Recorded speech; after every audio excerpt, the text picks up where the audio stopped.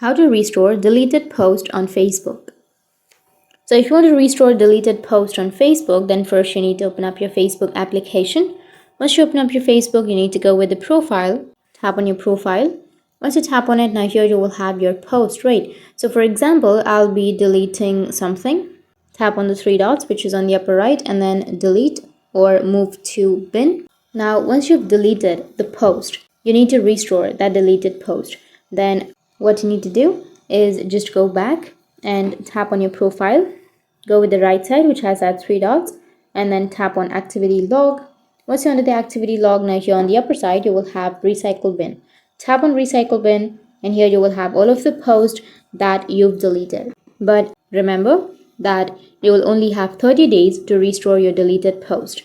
So if it has been 30 days or above, then you'll not be able to restore your deleted post. So if you have your post and if you want to restore, then go with the right side, which has that three dots, and then tap on restore to profile and then tap on restore. And that's it. That's how you can restore a deleted post on Facebook. And if you have any questions, feel free to comment below. Thanks for watching.